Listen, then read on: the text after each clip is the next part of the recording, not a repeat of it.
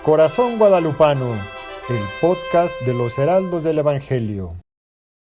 Salve María, estimados amigos y seguidores del canal de los Heraldos del Evangelio, aquí en México. Hoy día estamos con un nuevo programa, sobre todo un tema muy interesante, que es cómo se elige un nuevo papa y cómo se da el cónclave, ¿no? Y aquí tenemos para eso el invitado, el hermano José Antonio. Bienvenido, Salve María. Salve María, un gusto estar aquí de nuevo para comentar temas de interés de todos ustedes y de la Iglesia. Pues antes de empezar el tema, que es fascinante, vamos a rezar una Ave María, como pidiendo la ayuda de la Virgen. Sí. En nombre del Padre, del Hijo y del Espíritu Santo. Amén. Dios te salve María, llena eres de gracia, el Señor es contigo. Bendita tú eres entre todas las mujeres y bendito es el fruto de tu vientre, Jesús. Santa María, Madre de Dios, ruega por nosotros pecadores, ahora y en la hora de nuestra muerte. Amén. Virgen de Guadalupe, ruega por nosotros. En nombre del Padre, del Hijo y del Espíritu Santo. Amén. Amén. Bueno, tenemos en sentido, no sé si podemos avanzar en el tema del cónclave, cómo se da históricamente, ¿no? Cómo se dio, por ejemplo, la elección del primer papa, pues, y, en fin, los sucesores. El primer papa, pues San Pedro, fue elección divina, ¿no?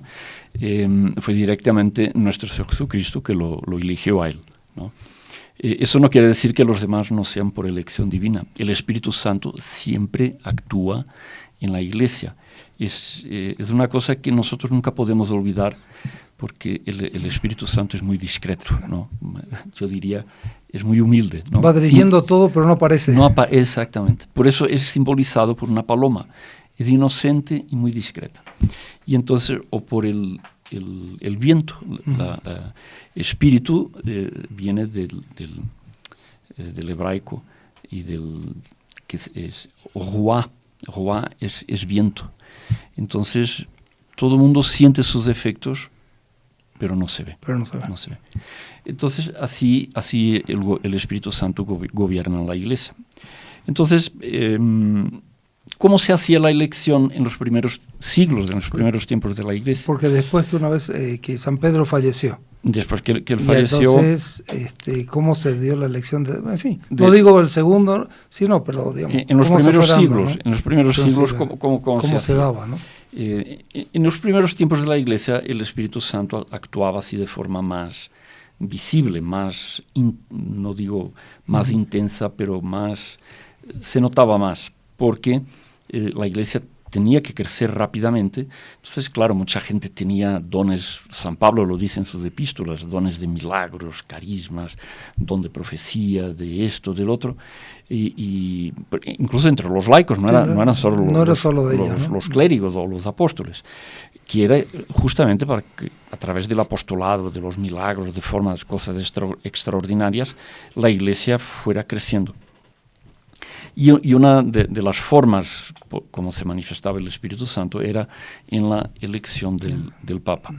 Hay un hecho muy singular de San Fabiano, Papa. Que fue elegido por... No, voy a contar. Entonces, se murió el Papa y entonces, ¿cómo se hacía la elección? El pueblo, los cristianos de Roma, se reunían todos, ¿no? Los clérigos, los fieles, todos, se reunían en una plaza. A veces, así un paréntesis, la gente piensa que en los primeros siglos de la Iglesia los cristianos vivían en las catacumbas, ¿no? Escondidos y tal. Pero no era así. Las catacumbas eran los cementerios de los cristianos, ¿no? Y ellos pues llevaban su vida normal en su casa, cada uno en su casa. Las iglesias, no existían iglesias.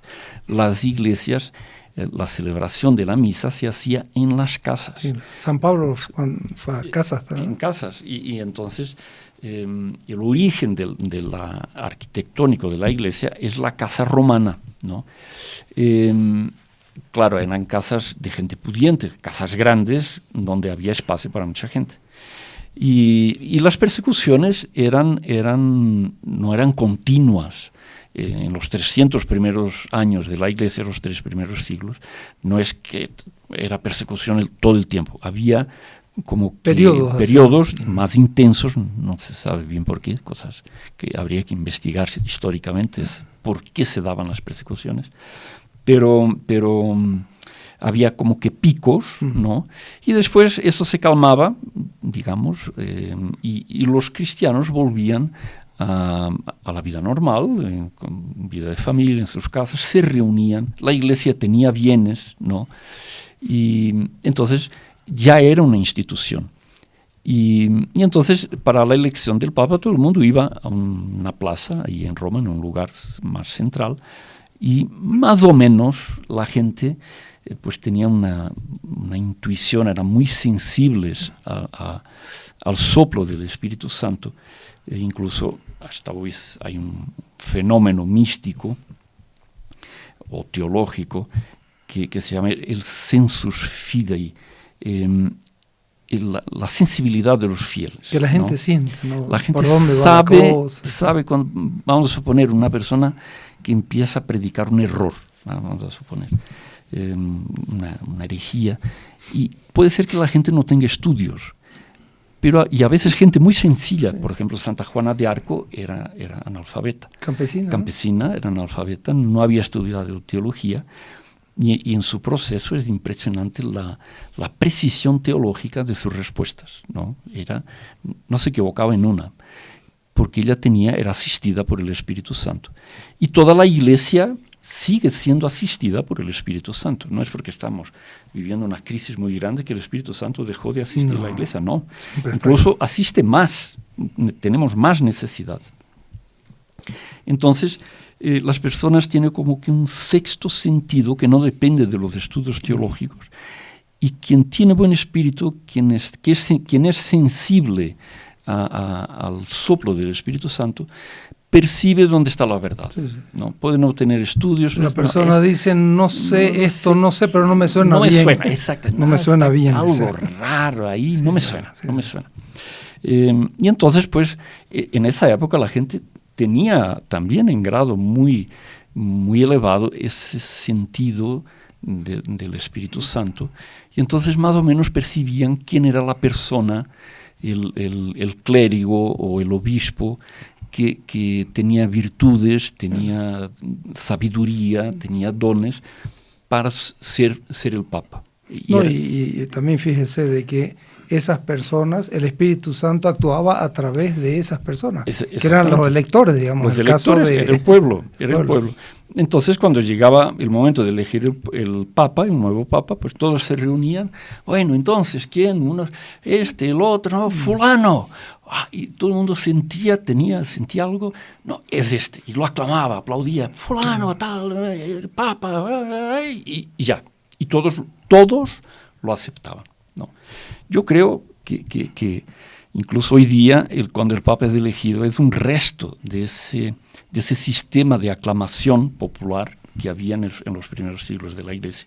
Es un resto de eso, que el Papa, cuando es elegido por los cardenales, después va a la loggia de San Pedro y está el pueblo de Roma en la plaza y todos lo aclaman, ¿no? Y es aceptado por todos, ¿no? Es un resto de esa forma primera de elegir los papas. Pero este caso, por ejemplo, de San Fabiano, entonces, este caso pues muy singular, porque él era un laico, normalmente, claro, se escogía para papa un obispo, claro. ¿No? Si no era un obispo, no había reglas definidas todavía en los primeros siglos de la Iglesia. Si no era obispo, pues un clérigo, un sacerdote, un diácono, y después se le ordenaba en el grado superior, se le ordenaba obispo y era aclamado papa. Y el papado, conviene aclarar, no es un sacramento, ¿no? El sacramento del orden tiene 3 grados: el diácono, después el presbítero y después el obispo. La plenitud del sacerdocio. El papado no es un 4º grado del sacramento del orden, ¿no? Él sigue siendo obispo, como los cardenales también no es un grado superior del sacramento del orden. El cardenal es un título. Por eso hasta hoy día en Roma se dice obispo de Roma, ¿no? Obispo de Roma. Uno de los títulos que tiene el Papa. Es muy bien observado, uno de los títulos del Papa es obispo de Roma. Él sigue siendo obispo, pero tiene un ministerio tiene una función de gobernar la Iglesia, pero como en el rango de los sacramentos, él es un obispo, como los cardenales. Ellos no son obispos de una categoría superior, son obispos, pero tienen una función, que es la de cardenal, tienen unas funciones específicas y unas obligaciones específicas, pero no es un grado más del sacramento. Y este San Fabiano, pues, era se diría hoy, un laico, un hombre de la calle, ¿no? Una persona común, claro, un católico fervoroso. Y entonces, sabiendo que se iba a elegir el nuevo Papa, fue así movido por curiosidad. A ver quién sale. Impulsado por el Espíritu Santo, ¿sí? A veces el Espíritu Santo se sirve. Entonces le aumentó la curiosidad y él no resistió y fue a la plaza donde estaban reunidos, al lugar donde estaban reunidos, dice, a ver quién va a salir. Y cuando empiezan las tratativas, ¿quién? Proponen un nombre, bueno, nadie se movió mucho, otro nombre, a ver quién, este señor que es muy, también estoy imaginando, ¿no? Que este señor que también es muy virtuoso, tiene, en fin, conoce muy bien las escrituras y tal, ¿qué les parece? Y todo el mundo así, un aplauso, quién sabe, tal, no sé. Y en determinado momento todos ven una paloma que empieza a volar sobre ellos, va volando, todos miran la paloma, no, esa paloma es diferente, ¿no? No había ningún halcón ahí en el lugar para matar la paloma. Y entonces ella voló tranquilamente, fue volando, y todo el mundo mirando la paloma, por hablar en paréntesis, ¿no?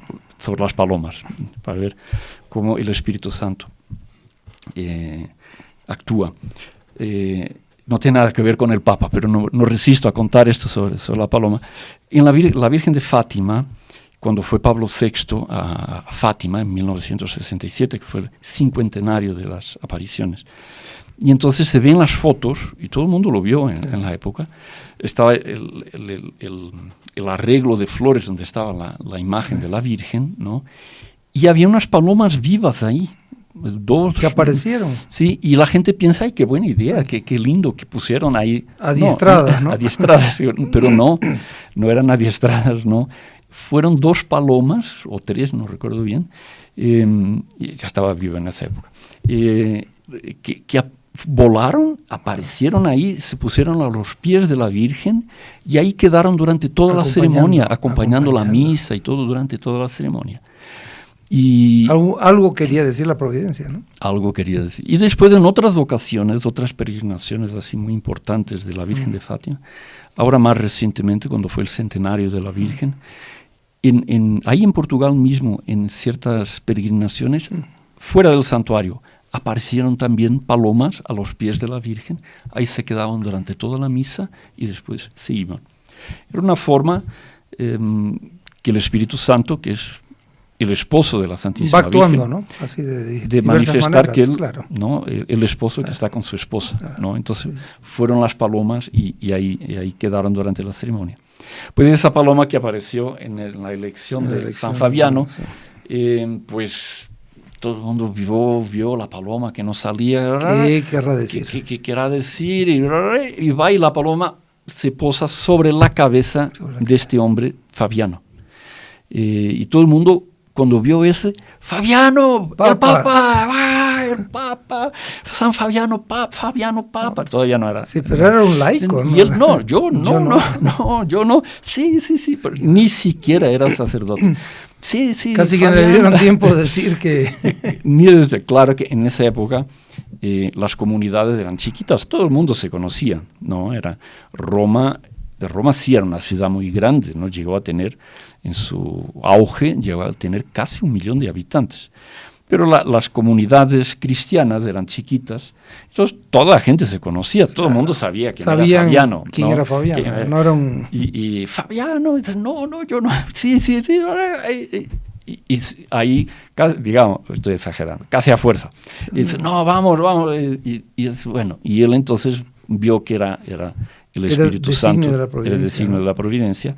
Y entonces, pues, ya se dejó, ¿no? Y entonces ya fue ordenado presbítero. No, tuvieron que ordenarlo. Todo, obispo, todo. Y ahí fue aclamado papa. Y es San Fabiano. Lo hizo un gran papel papa. Bueno, ¿no? Porque sí. fue San Fabiano. Fabiano. Entonces, de él, ahí viene la gente, pues estamos tratando de la cuestión de la elección del papa. Cónclave, cómo se elige un nuevo Entonces, papa.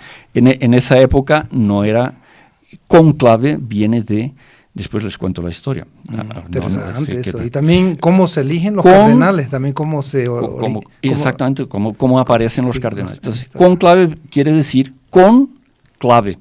Clave, llave. Una clave de para... Entonces, es una reunión, una elección hecha con llave. O sea, los cardenales se encierran con llave, ¿no? Se cierra con llave, así físicamente. Después vamos a ver cuando sea la reunión de los cardenales para empezar el cónclave, ellos entran en procesión a la Capilla Sixtina, ¿no? Y uno de los...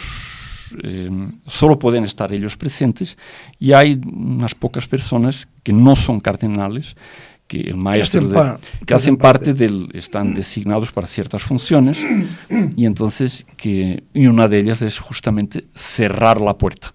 Y entonces todos entran y por dentro él cierra la puerta con llave, ¿no? Y ellos ya no pueden salir hasta que sea elegido el Papa, ni pueden tener comunicación con personas de fuera. No pueden avisar lo que está pasando dentro. No pueden tener celular, hoy día es un tormento, ¿no? No pueden llevar celular, no pueden comunicarse, no pueden ver televisión, ver radio, no hay internet, nada. Ellos están encerrados con clave. Claro, para que ahí con llave. Vean, digamos, a quién se va a elegir, porque es una para responsabilidad. Que actúe, para que pueda actuar el Espíritu Santo, ¿no? El Espíritu Santo se hace sentir más en el recogimiento, en el silencio. Ellos como que hacen un retiro, se quedan en oración y entonces para que el Espíritu Santo actúe.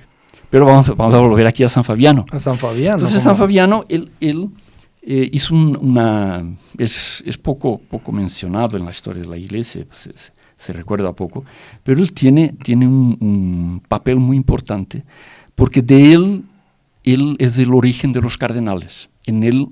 Ahí comienza. Con San Fabiano. Porque él, ¿qué hizo? Él, para gobernar mejor la diócesis de Roma era una ciudad muy grande, llegó a tener 1 millón de habitantes, era la mayor capital. Para los días de hoy no era nada, pero en esa época... Sí, pero no había metro, no había camión, no había nada. La gente caminaba así como... Ni las redes digitales, ¿no? Nada. No había metro. Entonces, era la mayor ciudad, la mayor urbe del mundo civilizado, del mundo conocido y del no civilizado también. Era la mayor ciudad del mundo, era la Nueva York de aquel tiempo. Y entonces él, para administrar mejor, los romanos tenían un senso práctico de administración, de jurídico. Y la Iglesia se benefició de eso para expandir el cristianismo, ¿no? Para organizarse mejor. Y entonces él dividió la diócesis de Roma en 7 zonas. 7 zonas pastorales, diríamos hoy modernamente. Y cada una de esas zonas fue entregada a un diácono, ¿no? Para cuidar de los pobres. La Iglesia desde los primeros siglos viudas, y en fin, siempre tuvo no es solo de hoy, siempre tuvo una preocupación muy grande por los más necesitados, desarrolló obras de misericordia. Por ejemplo, apenas para mencionar, una de esas obras tan meritorias de la Iglesia, que el otro día tuve que ir con un hermano al hospital, se estaba sintiendo mal, y vamos corriendo ¿a dónde? A mitad de la noche al hospital, ¿no? A urgencias, ¿no? ¿De dónde nace el hospital? De la caridad cristiana. Era una noble, una patricia romana, de las familias principales de Roma, que se llamaba Fabiola, y ella entonces en su casa hizo el primer hospital. Y ella tuvo la idea, para cuidar mejor los enfermos, traerlos a su casa, internarlos ahí, ¿no? Quien estaba más grave, y cuidarlos, porque uno en cada casa, cada uno en su casa, era más difícil de cuidar los enfermos. Y ella, con sus servidores, entonces empezó a cuidar enfermos. Ahí nacieron los hospitales. Es fruto de la preocupación de la Iglesia por los más necesitados. Viene de los primeros tiempos. Y entonces San Fabiano dividió la ciudad en 7 zonas y esos diáconos se encargaban de administrar pastoralmente cada zona, y ellos también eran los que ayudaban al Papa en la celebración de la misa, porque el Papa, las misas celebradas por el Papa, pues eran más solemnes. Entonces eran esos diáconos que acolitaban al Papa en la misa. Y entonces, naturalmente, como ellos en las celebraciones litúrgicas estaban más cerca del Papa, ellos empezaron a auxiliar al Papa en sus funciones, ¿no? Y de ahí, de esos 7 diáconos, que eran los auxiliares más directos del Papa, nacieron, después con el tiempo, de esas personas nacieron los cardenales, ¿no? Que eran los auxiliares del Papa, directos del Papa. Casi como hoy día, digamos, es un arzobispo que tiene los obispos auxiliares que le ayudan en los días de hoy. Por ejemplo, aquí en Ciudad de México es así, ¿no? Hay mucha labor pastoral, y entonces el arzobispo divide la diócesis en zonas pastorales. El cardenal Carlos, y ya antes era así, divide. Entonces a cada obispo le da una función. Uno cuida de los religiosos, el otro va a cuidar especialmente de los movimientos laicales, otro cuida del clero, otro cuida, y así para ayudar en el buen funcionamiento el buen funcionamiento de la Iglesia particular. Y la Iglesia Universal en Roma era así también. Y con el tiempo, el papado fue tomando importancia, no solo religiosa, pero también social y política, ¿no?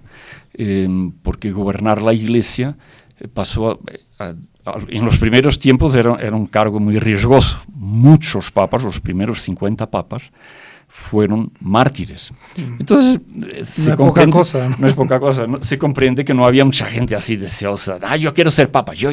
No, porque ya sabía que tarde o temprano corría ese riesgo de morir así. Y los primeros 50 fueron mártires. O sea, no es un porcentaje, o sea, es mucho.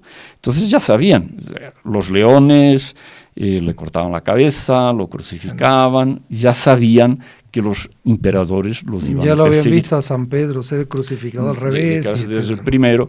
Entonces se puede suponer que el papado en los primeros siglos de la Iglesia no era un cargo así, una función así muy, muy deseada, porque era bien riesgoso. Había que tener mucho valor, mucha fe, mucho deseo de entrega a la Iglesia para asumir ese puesto y saber... Pero así nace la Iglesia, ¿no? Con esa fuerza. Con esa fuerza. Y que iba a ser, tarde o temprano, iba a ser mártir. Hasta ahí hay un caso, en fin, hay de todo en la viña del Señor. Uno tiene que conocer esas cosas para... Sí, pues nos hace crecer en la fe, ¿no? Crecer en la fe. A pesar de las debilidades humanas, la Iglesia sigue creciendo. Hubo otro papa de esos primeros siglos, ahora no recuerdo el nombre, pero qué pena, pero apostató, ¿no? Él fue llevado delante... Que llevó el incienso. Delante ahí en el circo, delante de los leones y tal, y ellos, antes de entrar a la arena, siempre estaba un soldado romano con un ídolo y una brasa, así, sí, una ollita así con carbón y tal, y un incienso, y ellos le decían, mira, no te va a ver, no te van a filmar nada. Un granito, échale un granito de incienso al ídolo, no pasa nada, ¿quién va a ver? Y tal, y te vuelves para casa, ya.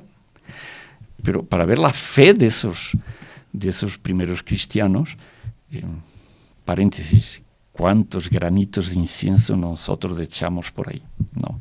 Pero ellos no,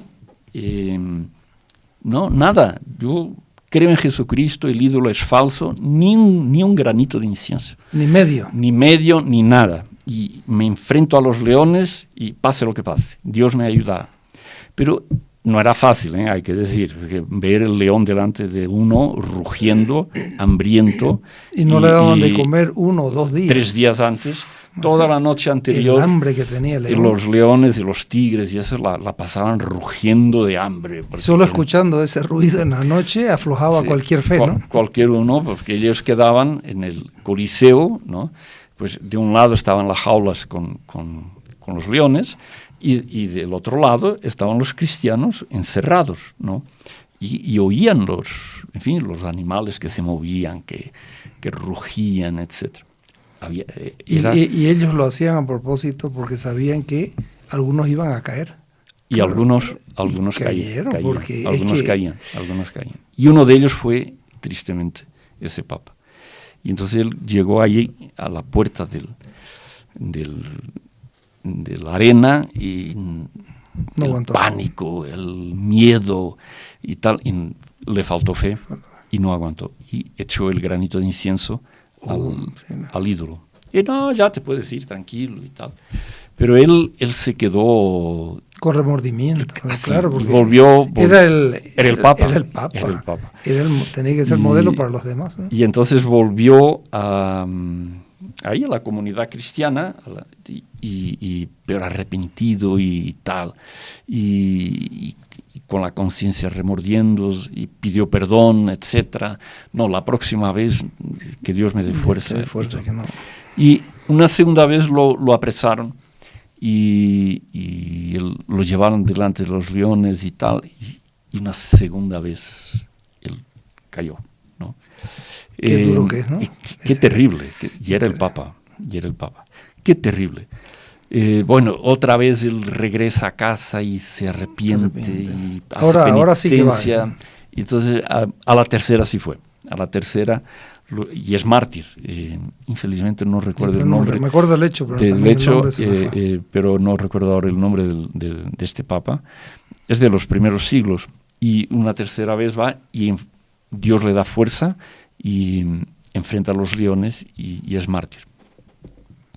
Y entonces, esto para ver cómo la Iglesia, en medio de las crisis, de las debilidades, de las persecuciones, el Espíritu Santo va guiando la Iglesia, y la Iglesia sigue siempre progresando en gracia y santidad. Siempre hay santos en la Iglesia, siempre. Que van a mantener exactamente la santidad de la Iglesia. Y entonces, uno cuando ve escándalos, como los ve hoy en día, bueno, es que la prensa solo pone todo el enfoque en los problemas de la Iglesia. Hay problemas mucho peores en la sociedad, pero el enfoque los pone muchas veces en la Iglesia. Y cuando uno a veces ve esas cosas, no puede dejarse, ¿cómo es posible que un religioso? Pues mire, hasta en los primeros tiempos, hasta un papa quemó incienso a los ídolos, después se arrepintió y es un mártir, está en el cielo, ¿no? Entonces, en medio de todas esas debilidades, uno tiene que hacer crecer la fe y no dejarse influenciar por el desánimo o eso, porque el Espíritu Santo sigue guiando a la Iglesia. Y uno de los momentos donde justamente el Espíritu Santo se manifiesta más fuertemente es en la elección de los papas.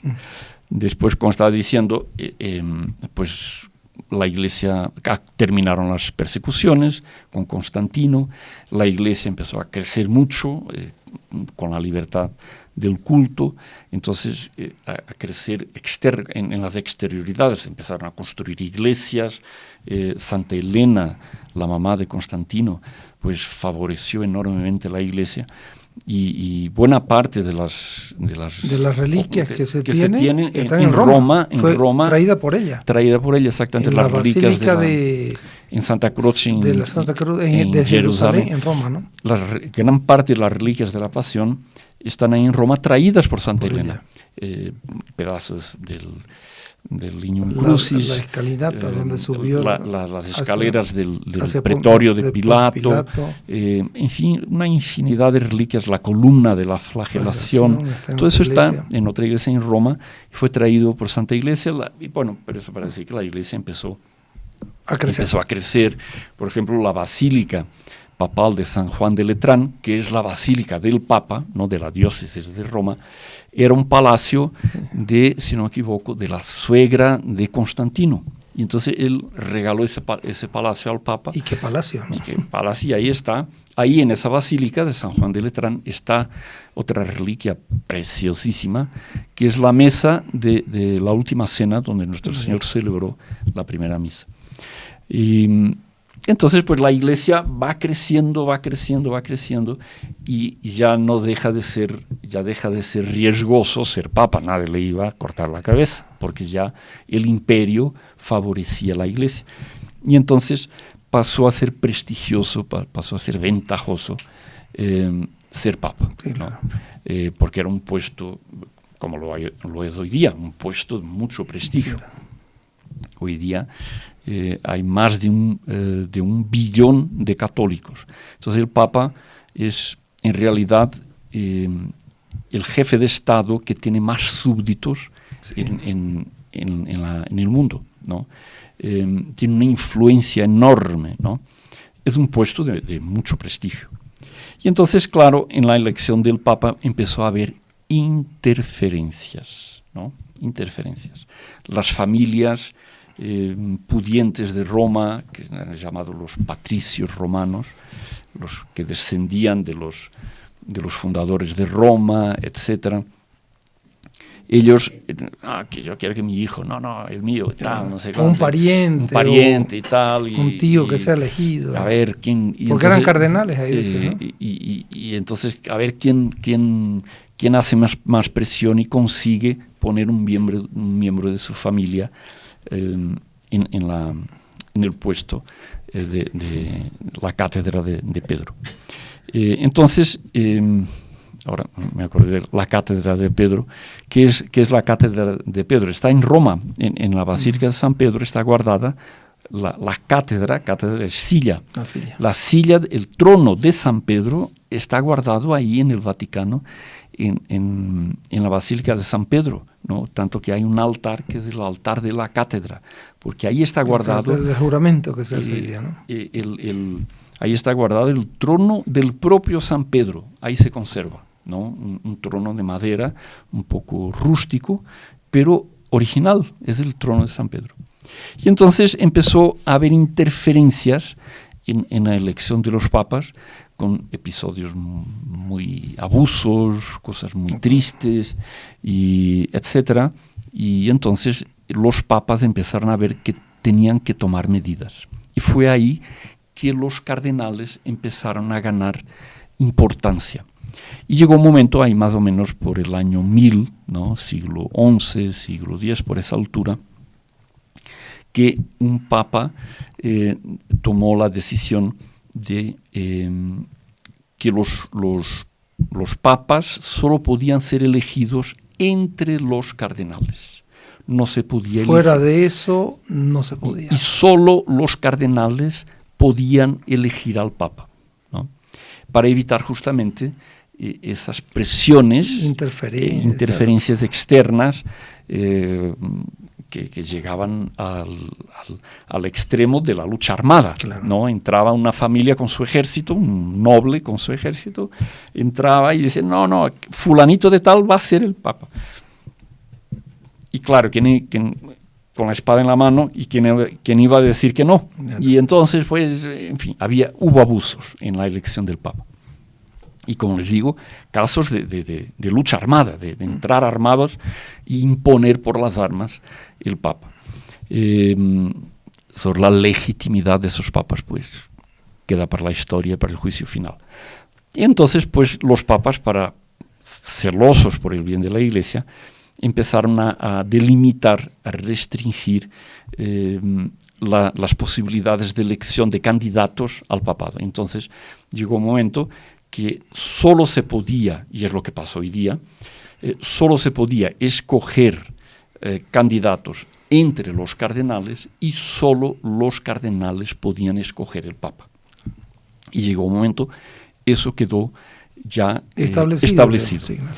Eso más o menos ahí por el año 1000, más o menos, cuando eso fue una época en que los monjes de Cluny, eran benedictinos, tuvieron mucha influencia buena en el papado. Una serie de papas, el principal fue San Gregorio VII de esa época, una serie de papas originarios de esa congregación religiosa benedictina, que eran los monjes de Cluny, y ellos entonces empezaron a tener una influencia muy buena en la Santa Iglesia, en el papado, y empezaron a poner orden, y eso quedó establecido ya de ahí por delante hasta hoy día.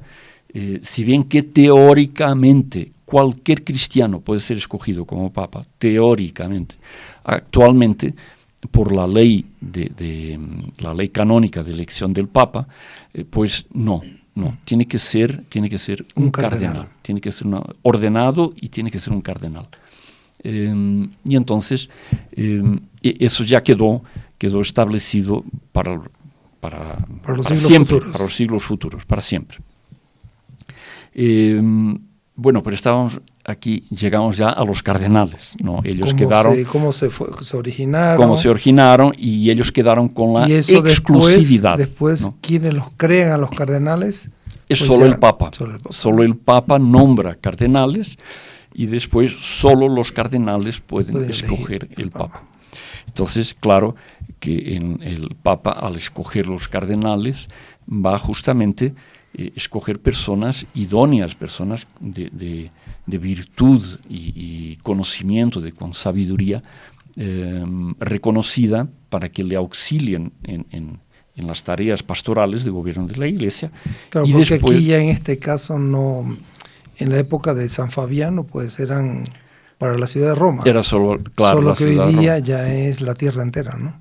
Justamente. Como, y hoy día los cardenales tienen en Roma, su función no es apenas, digamos, apenas muy importante, elegir el Papa, que es su principal función, pero ellos tienen puestos en la curia romana, exactamente, de auxiliar el Papa en el gobierno de la Iglesia. Entonces, normalmente los cardenales son los jefes de dicasterio, que los dicasterios son así como que las secretarías, ¿no? Como ministerios del gobierno de los días de hoy. Del gobierno, el cada presidente. Uno aquí en América el presidente tiene secretarios, ¿no? Secretario de Gobernación, secretario de Economía, secretario de Relaciones Exteriores. Eso en Roma se llama dicasterio, ¿no? Y entonces los cardenales son justamente los jefes de dicasterio, y después de ellos también participan en determinados consejos. Hay muchos consejos para determinados asuntos de la Iglesia. Hay veces que cuando hay, por ejemplo, un congreso eucarístico en tal país, va un representante del Papa. El representante del Papa. Cardenal. Por ejemplo, para canonizar un santo se reúne un consistorio, ¿no? No es cónclave, pero es consistorio. El consistorio es una reunión exclusiva de cardenales para determinados asuntos. Uno de ellos... Que hasta interesante sería algún día hacer un podcast sobre cómo el proceso de siervo de Dios, la beatificación y la canonización. ¿Cómo se hace para canonizar un santo? Es otro tema muy interesante. Entonces, por ejemplo, los cardenales, ellos participan cuando se va a elegir cuando se va a canonizar un santo, se reúne un consistorio, y ellos entonces ahí dan su opinión, votan, etc. El Papa, siempre el Papa busca tener el consenso de sus asesores, de los cardenales. Desde hace muchos siglos que el sistema de gobierno de la Iglesia es, por así decir, en el buen sentido, es muy democrático. El Papa toma las decisiones siempre apoyado en la opinión de los cardenales, la de los experiencia obispos, de ellos también, y bueno, para mantener la unidad de la Iglesia, ¿no? Difícilmente un Papa a veces pasa por porque el Papa es asistido más especialmente por el Espíritu Santo, tiene una autoridad, pero difícilmente un Papa toma una decisión contra la opinión general de los cardenales o de los obispos. Es difícil que pase eso. Entonces, ¿de dónde nace el aquí llegamos al grano. ¿De dónde nace el conclave? ¿No? Con llave, ¿no? Cerrado con llave. ¿De dónde nace? Pues nace justamente a veces los abusos o las desviaciones. Dios se sirve de esas situaciones menos perfectas o imperfectas para después sacar un bien mayor. Uh-huh. Y entonces pasó lo que pasa, que pues, los cardenales se reunían para elegir el Papa. Normalmente en poco tiempo lo elegían, ¿no? Se reunían y tal, y llegaban a un consenso y votaban y ya, y listo, ¿no? Y llegó un momento, hubo algunas ocasiones en la historia de la Iglesia que los cardenales se reunían y pasaba una semana y nada. Y pasaban 2 semanas y nada. Y el pueblo, claro, se juntaba, a ver... Al finalizar el día o la mañana... El humo blanco, el humo blanco, humo negro, en una chimenea. Bueno, y nada. 1 mes y nada. 2 meses y nada. Bueno, y la gente dice, no, ya, señores, bueno, vamos. No, es que nos llegamos de acuerdo y tal, y no sé qué. Y pasa 3 meses y nada. Y así que pasaron meses y meses, si no me equivoco, más de 1 año, y los cardenales reunidos, ¿no? Y no salía la elección, no salía el Papa. Y los grandes y los pequeños se cansaron. No, ya, hasta aquí llegó. Se soluciona rápido. Vamos a dar una solución rápida al caso. Y la gente de esa época era así un poco más impulsiva, y entonces ahí sí tomaron cartas en el asunto. Tomaron cartas, no sé si tomaron armas, cogieron los cardenales. Nada, miren, los vamos a encerrar aquí en una sala de ahí del palacio donde estaban reunidos. Con clave. Con clave. Con llave. Porque los papas hasta el siglo XIX no vivían en el Vaticano. El Vaticano estaba en las afueras de Roma. Ellos vivían dentro de la ciudad, ¿no? En los últimos siglos vivían en el Quirinal, Palacio del Quirinal, que hoy día es el Palacio del Presidente de la República Italiana. Esos bienes de la Iglesia fueron, como tristemente pasó en el siglo XIX en tantos lugares, fueron confiscados, para no utilizar una palabra más fuerte, fueron confiscados a la Iglesia. Pero el Papa vivía en el Palacio del Quirinal. Y entonces esa elección, pues cogieron los señores cardenales, los encerraron en una sala, quitaron el tejado, ¿no? Tenía ese detallito, o sea que llovía dentro, y por la noche hacía frío. Si te quieres mojar, bueno. Y entonces cerraron con llave la sala. Ahora no puede entrar ni salir, porque evidentemente ellos en el periodo anterior pues se reunían para las votaciones, y después cada uno se iba a hacer su vida social, visitar el príncipe tal, un banquete en tal casa, y tal. Estaba una vida muy entretenida ahí en Roma. Y después, no, mañana hay elección, se juntaban no llegamos a acuerdo. De nuevo esperaban, se metían en cosas, y una vida tranquila y tal. Y claro, no salía la elección.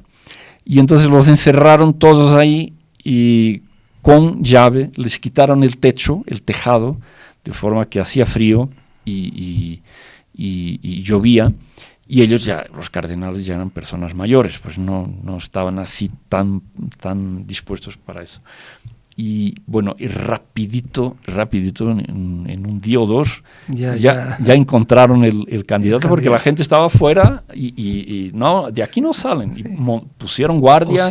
O sí. Pusieron guardia, aquí no entran ni salen mientras no salga elegido el Papa. Bueno, salió elegido el Papa. Y ahí, entonces, todos, incluyendo el pueblo, los cardenales, la curia romana, vieron que era un sistema muy lindo, muy eficaz, pues... Obtenía los resultados deseados. Efectivo, Sí, claro, muy efectivo. Y entonces quedó establecido ya a partir de esa época que para la elección del Papa, ellos, los cardenales, se encerraban con llave, ¿no?, en una sala. Después se escogió, eso fue anterior a que existiera la Capilla Sistina. Después, cuando fue construido el Vaticano y todas estas obras grandiosas del Renacimiento, la Basílica Nueva de San Pedro, esta es moderna, ¿no? Antes de la Basílica de San Pedro existía una basílica construida por Constantino, del año 300 y tanto. Era una basílica riquísima, ¿no? El presbiterio era todo él revestido de oro, ¿no? No era pintado, no, era con placas de oro, era una riqueza exorbitante. Ese presbiterio fue saqueado por los musulmanes ahí por el año 900 y algo. Ellos invadieron Roma en uno de esas incursiones que hacían por Europa y saquearon toda la riqueza que había en esa basílica de San Pedro, de Constantino. Entonces, después, cuando se hizo este nuevo Vaticano, que ya es del Renacimiento, la Capilla Sistina se vio que era más adecuada para celebrar, para realizar el cónclave, tenía más instalaciones, más amplia. Y entonces ellos ¿qué hacen? Hoy día ya no es así, porque ellos hoy día quedan hospedados en el hotel Casa Santa Marta, que es un hotel ahí dentro del Vaticano. Pero hasta la construcción de este hotel, Casa Santa Marta, que es muy reciente, fue hecho por San Juan Pablo II, ellos se hospedaban ahí mismo en las dependencias de la Capilla Sistina. Entonces cerraban con ladrillo todas las salidas, lo que era el perímetro del cónclave, donde los cardenales se quedaban, sus instalaciones, la cocina, los baños, etc. Todo eso las salidas se cerraban con ladrillo y cemento. Y hay fotos de eso. Y van los obreros, los albañiles, y en las puertas ponen ladrillo y cierran todo. Y así hacían. Cerraban todo, de modo que solo había una salida. Era la puerta de la Capilla Sistina. Era la única salida que había. No sé si tendría una salidita ahí para el servicio de cocina, pero todo se quedaba ahí. Los 120 cardenales se quedaban ahí encerrados. Y claro, no podían comunicarse con nadie del exterior. Solo podía entrar si alguien se sentía mal, podía entrar un médico, y nadie más. El servicio de cocina se quedaba dentro, todos ahí encerraditos, y entonces empezaba el cónclave. Actualmente, por la ley canónica, el número de cardenales electores está limitado a 120, ¿no? Creo que actualmente hay un poquito más de 120. Pero la ley canónica establece 120 cardenales electores, porque ellos solo pueden votar hasta los 80 años. Cuando cumplen 80 años, pierden el derecho a voto. Pueden ser elegidos, pero no pueden votar. No hay límite de edad para la elección del sumo pontífice. Entonces, pues, tenemos que rezar mucho para que sea escogida la persona más capaz, más idónea, más virtuosa, el más santo, y que sea más flexible al soplo del Espíritu Santo para gobernar la Iglesia en momentos tan difíciles como los del mundo actual, los de nuestra época. Y hermanos, José Antonio, también es interesante ver también por qué es que tiene que haber un papa, ¿no? Porque todo el mundo dice, pero ya yo tengo aquí mi párroco, el obispo, pero ¿por qué es que tiene que haber un papa, no? Claro, la importancia, digamos, de... es de institución divina, o sea, fue nuestro Señor Jesucristo que quiso que hubiera un jefe, ¿no? Nosotros sabemos, por nuestro Señor se lo dice a Pilato, toda autoridad viene de Dios. Dios crea el hombre, se establece la sociedad humana, y toda sociedad tiene que tener un jefe, claro, tiene que tener si no queda un caos, ¿no? Una autoridad. Y esa autoridad es de institución divina, no es de institución popular. Puede ser que el pueblo escoja el jefe, pero el poder le viene de Dios. Es Dios que quiere que sea así. Y es lo que contesta Pilato, nuestro Señor a Pilato, cuando Pilato le dice, no sabes que yo que yo tengo poder de matarte o de liberarte. Y nuestro Señor le contesta, ninguna autoridad tendrías sobre mí si no te fuera dada de lo alto. Por lo tanto, toda autoridad, la del papá, de la mamá sobre los hijos, la autoridad viene de Dios. No son los hijos que escogen el papá, ¿no? En las sociedades, incluso en los estados que son ateos, que son laicos, ¿no?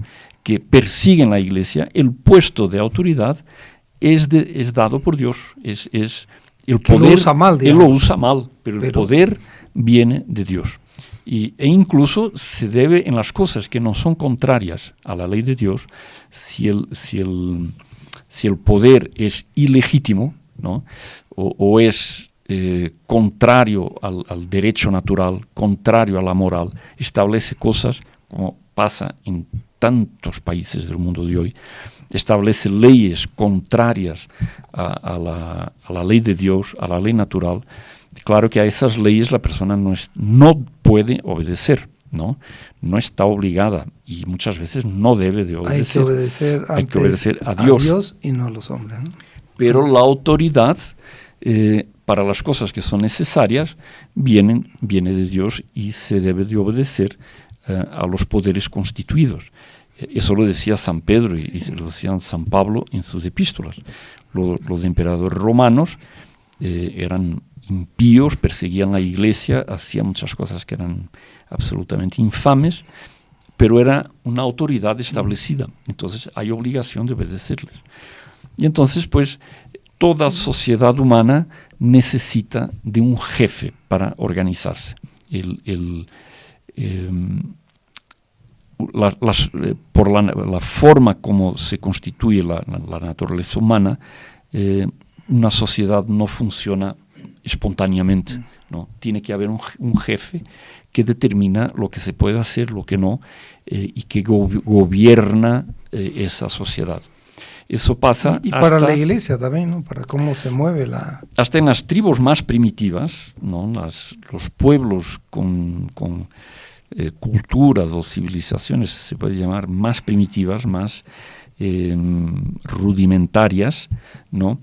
Como son, por ejemplo, los pueblos de Amazonas, ¿no? Son pueblos muy, muy rudimentarios, ¿no? Ellos, pues es lo mínimo, son tan rudimentarios que ni ropa tienen, no se visten, no tienen, llegan a ese extremo de digamos, primitivismo. Pero ellos tienen un jefe, ¿no? Cada agrupación humana, ahí, ellos tienen un jefe, ¿no? Que los dirige, porque eso es inherente a la naturaleza humana. Entonces la iglesia, como sociedad, necesita de una autoridad. Por eso están los obispos que gobiernan las diócesis, están los párrocos que gobiernan las parroquias, y está el Papa que gobierna toda la iglesia. La iglesia no puede vivir sin un jefe, ¿no? Sin un Papa. Y el Papa en la iglesia, el jefe de la iglesia, tiene ese privilegio que él es vicario, o sea, está en el lugar de es el vicario de Jesucristo. Él representa a Jesucristo en persona, es el sustituto de nuestro Señor Jesucristo. Porque el fundador de la Iglesia, el que primero constituyó la Iglesia, fue el propio Hijo de Dios, es nuestro Señor Jesucristo. La Iglesia es, como sabemos, la esposa mística de nuestro Señor Jesucristo. Entonces, el Papa, claro, tiene una asistencia especial del Espíritu Santo para gobernar la Iglesia. Eso desde San Pedro, desde siempre, se reconoció que el Papa es especialmente asistido por el Espíritu Santo para gobernar la Iglesia. Y eso basado en las palabras de nuestro Señor Jesucristo. Las puertas del infierno no prevalecerán contra ti. O sea, que siempre la Iglesia, sobre todo el Papa, va a tener una asistencia especial del Espíritu Santo para gobernar la Iglesia. ¿Y en qué puntos? ¿No? Claro, porque ahí queda, como se dice, hay una duda, sobre todo nosotros vemos en los católicos, porque en qué puntos, por ejemplo, hay una obediencia así... Una asistencia del Espíritu Santo. ¿En qué momentos el Espíritu Santo lo asiste a un Papa? ¿Y en qué momentos no? ¿En qué momentos no, digamos? Porque hay veces que se confunde matemáticas con política, no sé, digamos, por así decir. Claro. No sé si nos podía aclarar. Por ejemplo, hubo un Papa en la Edad Media que era matemático, ¿no? Y entonces la Iglesia siempre estimuló mucho las ciencias, ¿no? La astronomía hasta hoy, como un resto de ese empeño de la Iglesia en proteger las ciencias. Hay un astrónomo, el Vaticano tiene un observatorio astronómico, sí, un telescopio, que es propiedad del Vaticano. Se queda en Estados Unidos actualmente, ¿no? Porque los papas siempre favorecieron las ciencias. Y el jefe de ese observatorio astronómico es un jesuita, ¿no? Y entonces había un papa en la Edad Media que era matemático. Y ustedes, quien estudió matemáticas en la escuela, suma, resta, tal, y todos nosotros, o muchos de nosotros, por lo menos yo así estudié los números, la numeración romana, cómo se escribe. Entonces son con palitos. Los palillos esos, uno va a Roma y tal, y en los monumentos muchas veces se ponen las fechas en numeración romana. La C es 100, la D es 1000, la V es 5, ¿no? Si le pone 1 atrás, son 4. Si le pone 1 adelante, son 6. Yo no sé sinceramente cómo los romanos hacían cuentas, porque es bien complicado. ¿Y el cero? Y no hay cero. A mí no me enseñaron el cero romano. A mí no me enseñaron el cero romano. No había ceros. Entonces, era una ventaja, ¿no? Porque no haber ceros, ¿no? Todos eran inteligentes. Las notas también se las daban para arriba, ¿no? Para todas las notas, las clasificaciones para arriba. Pero ese papa, después apareció la numeración árabe. Que la ocupamos hasta hoy, la numeración árabe. Pero el cero, un papa que era matemático, inventó pues el cero.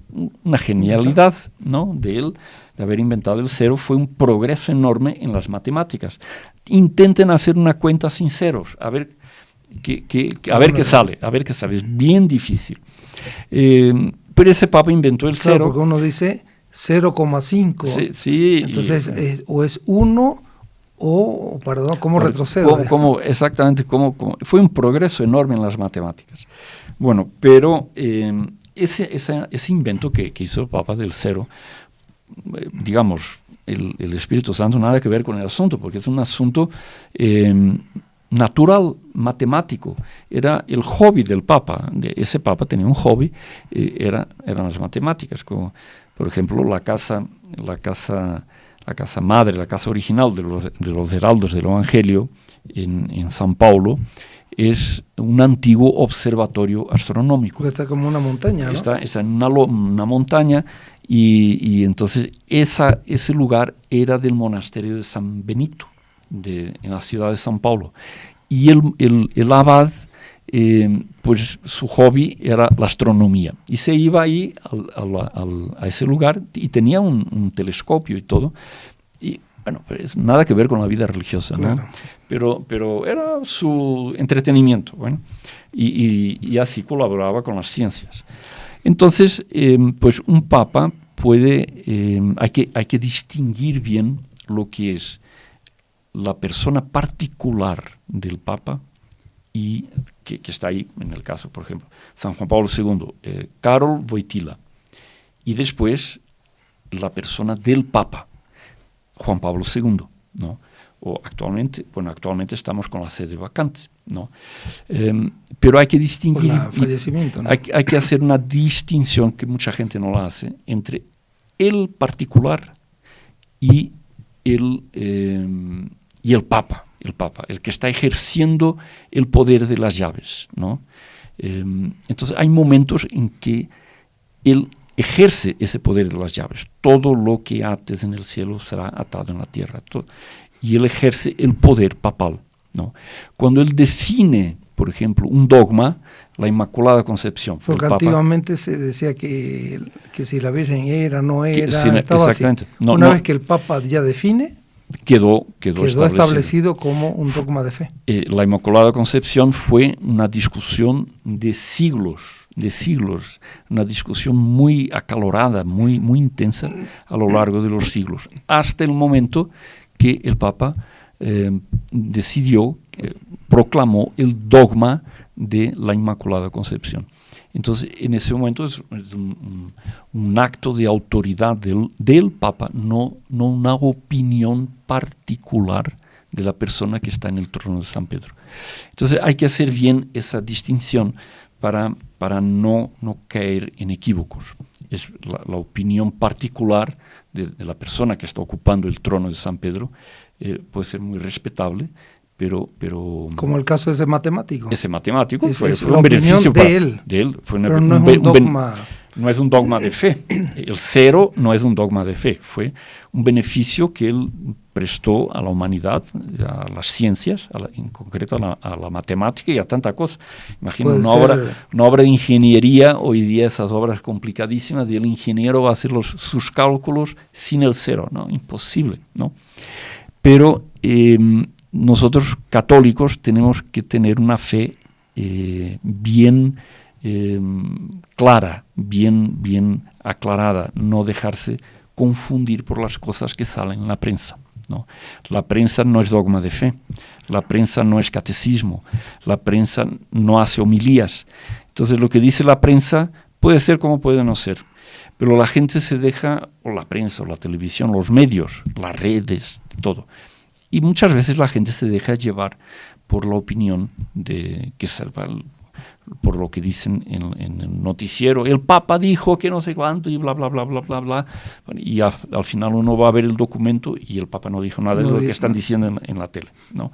Hay que ser muy vigilante en esas cosas y tener una devoción al papado bien así encuadrada en lo que enseña la Iglesia. Entonces, uno de los privilegios del papado, en lo que dice respecto a la asistencia del Espíritu Santo, es justamente que el Papa, cuando habla oficialmente como sucesor de Pedro, ejerciendo su autoridad y proclamando que ejerce esa autoridad, es lo que se llama hablar ex cátedra. Él está enseñando como sucesor de Pedro, ¿no? Oficialmente. Y para eso él tiene unos canales, tiene que ser un documento específico, no es así. Cuando el Papa está dando una entrevista, es su opinión particular, ¿no? Entonces, eso no es dogma de fe. Es una opinión. Entonces él habla sobre la política, sobre el clima, sobre la meteorología, sobre el precio del petróleo, sobre... Bueno, son opiniones personales. Hasta puede dar una opinión sobre el campeonato mundial de fútbol. O cuál es el deporte mejor. Pero es la opinión personal de la persona que está ocupando el cargo de Pedro, pero no es enseñanza de la Iglesia. Y hay gente que confunde. No podemos dejarnos confundir lo que es una opinión particular con lo que es la enseñanza, lo que se llama el magisterio de la Iglesia, que tiene su forma de manifestarse, ¿no? Entonces, en los concilios, por ejemplo, la enseñanza de los concilios es el Papa, junto con los obispos de toda la Iglesia. Concilio de Letrán, el Concilio Vaticano II, por ejemplo, se reunieron los obispos, los representantes de todos los obispos de la Iglesia, publicaron una serie de documentos muy interesantes. Por ejemplo, es el concilio que más cita a Santo Tomás de Aquino, por ejemplo, para decir una cosa. Es un concilio muy importante. Y entonces, pues es doctrina, eso sí, es magisterio de la Iglesia, es enseñanza oficial de la Iglesia. Terminado el concilio, el Papa sale, ¿no? A mí me parece que ya es su opinión particular, ya no es la enseñanza oficial de la Iglesia. Cuando el Papa dice, a mí me parece que, es el particular, muy respetable, pero no es el magisterio de la Iglesia. Cuando él firma un documento junto con otros obispos y proclama una verdad de fe o define alguna duda sobre moral, etc., entonces eso sí es magisterio de la Iglesia. Entonces, pues, todo esto, en el momento de la elección de un nuevo Papa, se nos viene, salta, ¿no? Conviene recordarlo, y sobre todo ahora en este momento hay que rezar mucho por la elección del nuevo Papa, que va a ser ya poco, ¿no? En menos de un mes ya, como se dice, habemos Papa. Habemos Papa. En menos de un mes está elegido, primero Dios, quiera Dios que sí, que no haya como ya hubo en el pasado, que ¿no? le quiten el techo. Que sea necesario quitarles del techo y tal, ¿no? En la capilla Sistina no. Esperemos que no sea necesario, pero se supone que ellos ya se reunieron, ya tienen opinión formada, ya se conocen todos y ya van a entrar al cónclave ya más o menos ya sabiendo quiénes van a escoger. Se habla mucho de apenas... Aquí es mi opinión particular, no es la opinión de los heraldos. Los que más salen en la prensa son los que no son elegidos. Hay veces, ¿no? Sí, ya cuando incluso hay un dicho en Roma, muy, muy pintoresco, que dice, quien entra al cónclave papa, sale cardenal, ¿no? O sea, aquellos que dicen, no, va a ser fulano, va a ser ciclano, no, que fulanito, que sí, ese que... Ahí vamos. No, esos no, normalmente es así, no van a ser los elegidos. El que va a ser elegido es alguna persona escogida por el Espíritu Santo, más discreta, y entonces recemos para que sea la persona más adecuada, más santa, más devota de la Virgen, que brille por sus virtudes y que conduzca la Iglesia en las vías de la santidad, y que sea la persona indicada para guiar la Iglesia en estos tiempos convulsionados en que vivimos, ¿no? Que la barca de Pedro no le entre agua, sí, claro, en este mar revuelto, sí. En que nosotros todos navegamos. Y pues fenomenal. Con esa intención vamos a rezar una Ave María final por la elección del nuevo Papa. Y pedir una bendición, ¿no? Y pedir la bendición a la Virgen. Vamos entonces a rezar una Ave María con todos los que están asistiendo en esta intención de la elección del nuevo Papa. En nombre del Padre, y del Hijo, y del Espíritu Santo. Amén. Dios te salve María, llena eres de gracia, el Señor es contigo. Bendita tú eres entre todas las mujeres, y bendito es el fruto de tu vientre Jesús. Santa María, Madre de Dios, ruega por nosotros pecadores, ahora y en la hora de nuestra muerte. Amén. Y vamos a pedir a la Virgen que nos bendiga a nosotros, a toda la Iglesia, y sobre todo que bendiga a todos los cardenales que se van a reunir para elegir el nuevo Papa. Dulce Madre, no te alejes tu vista de mí, no apartes. Ven conmigo a todas partes y solo nunca me dejes. Ya que me proteges tanto como verdadera Madre, Haz que me bendiga el Padre, y el Hijo y el Espíritu Santo. Amén. Muchas gracias, hermano José Antonio. Un gusto enorme estar aquí con todos ustedes que están asistiendo y nos vemos en una próxima ocasión. No se olviden de suscribirse al canal, dejar sus comentarios y si este tema les ha parecido interesante, pues compártanlo con otras personas. Hasta la próxima. Salve María. Salve María.